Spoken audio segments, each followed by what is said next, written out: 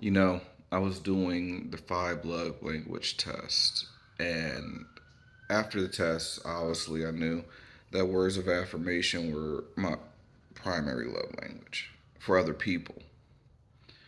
But for me, it was for me to love myself, I give myself gifts and I do acts of service for myself. And I was wondering, like, why is that? And then I realized growing up, that's how people used to try to shut me up or keep me satisfied in moments where I didn't, I felt like I was being wronged. They would give me gifts, right?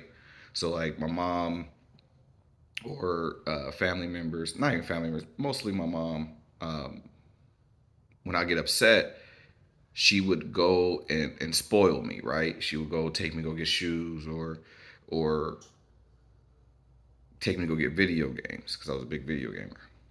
And when I look back at that, she did that also when I was mad at her. That's what she would do to satisfy me. And maybe that was her love language is giving acts of gifts and services.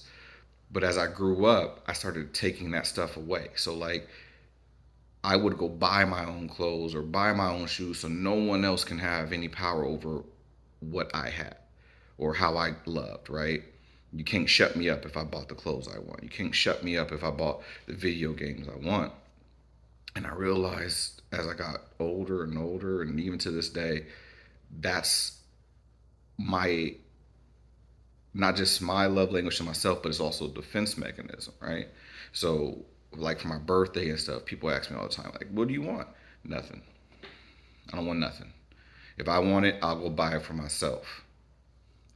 Acts of gifts. If I want to go do it, I'll go do it for myself. Acts of service. And that made it more difficult for people to really please me, right? Because most people's way of showing love is giving things to people.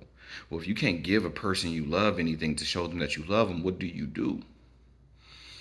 And that's when I realized that I was damaging things because most people's love language initially is giving gifts. They learn your love language, you know, further down, but most people's initial love language is giving gifts, right?